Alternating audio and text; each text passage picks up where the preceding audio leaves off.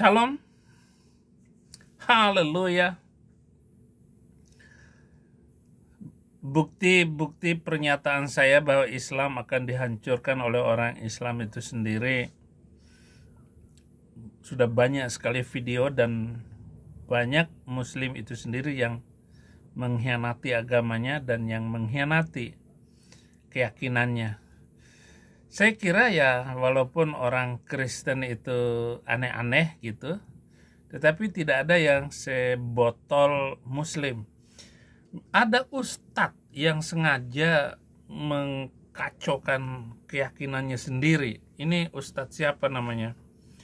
Ustadz Muhammad, Ustadz Dulkomeng, gitu aja gampangnya. Kalaulah Muhammad itu sebenarnya wujud Allah, maka Muhammad itu tiada lain adalah Allah. Kalaulah Muhammad itu tiada lain adalah Allah, maka sesungguhnya Muhammad itu yang Allah itu. Itu yang dikatakan Allah dengan Muhammad, Muhammad dengan Allah tidak pernah berpisah, cerai dia. Itu diri dengan namanya, diri dengan sifatnya, diri dengan wujudnya, tidak pernah berpisah, cerai Bapak Ibu.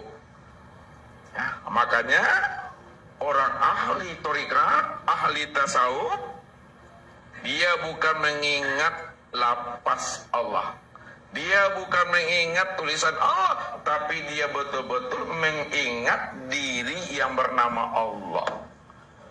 Untuk mengingat diri yang bernama Allah, mengingatnya kepada diri ini, diri insan. Diri insan inilah kesempurnaan untuk memandang nyatanya wujud diri yang bernama Allah. Ini dia. Ntar dulu Ustadz. Ngomong-ngomong, saya itu ditangkap oleh polisi hanya karena menulis dalam status saya Allah itu adalah delusi Muhammad. Saya berkata seperti itu karena memang kenyataannya tidak ada bukti Muhammad menerima wahyu dari Allah dan dari Jibril, atau tidak ada saksi bahwa Muhammad itu terbang ke langit pakai buruk dalam kecepatan yang luar biasa melewati 7 langit, dan di masing-masing langit itu ketemu para nabi.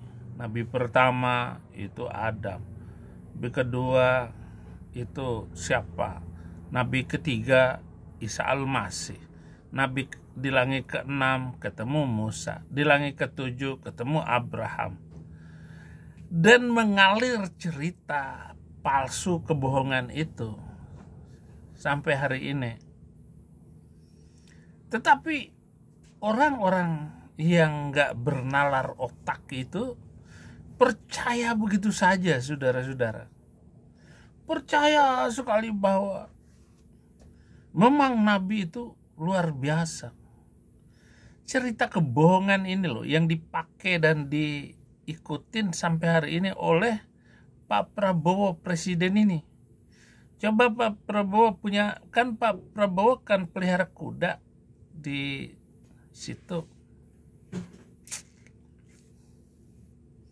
Bisa nggak Pak Prabowo naik kuda yang bersayap itu? Atau bagaimana caranya Pak Prabowo? Atau gini saja, Pak Prabowo percaya nggak? Pak Presiden percaya nggak Nabi itu dari Masjidil Haram ke Masjidil Aqsa itu nunggang buruk, keledai, bagol, berwajah perempuan. Ya wajahnya kayak Bu Titik gitu loh, Titik Prabowo. Bapak bagaimana sih kok bisa percaya dengan Nabi itu yang ceritanya seperti itu, Pak Prabowo, Pak Presiden? Kan bapak satu-satunya yang muslim dari keluarga itu. Sekarang jadi presiden Indonesia. Mari kita tanyakan ini loh. Asik sekali ini. Ya bukan saya menyesal karena ditangkap dan dimasukin penjara oleh pengadilan Indonesia. Ataupun karena saya bermusuhan dengan si Yusuf Kala yang gak pernah menang-menang itu. Kalah melulu. Besok namanya siapa? Yusuf Kala. Sekali-sekali Yusuf menang gitu. Pak Prabowo, kenapa kemarin gak milih Yusuf Kala aja jadi wakil Bapak? Biar dikadalin sama orang Makassar itu. Ini kadalisasi nih Pak. Ini mengerikan semuanya. Dan bagaimana seorang ustadz bisa mengajar seperti ini? Itu penistaan, penghinaan terhadap Allah atau Muhammad. Kalaulah Allah itu adalah Muhammad, maka Muhammad itu adalah Allah. Ustadz. Ini yang dikatakan oleh Allah. Wallahu nafsiyun wa ana nafsahu wujudahu. Kalaulah Muhammad itu sebenarnya wujud Allah, maka Muhammad itu. Udah Pak, gini aja. Jadi Muhammad itu ya Allah, Allah itu Muhammad, begitu. Saya sudah membuat video. Sebenarnya Muhammad itu pakai akun pertama Allah, akun kedua Jibril, dan akun yang ketiga adalah Muhammad. Tetapi tiga akun ini dipakai atas Muhammad yang mengendalikannya. Jadi kalau Muhammad sedang kesulitan, maka saya tunggu dulu bagaimana kata Jibril.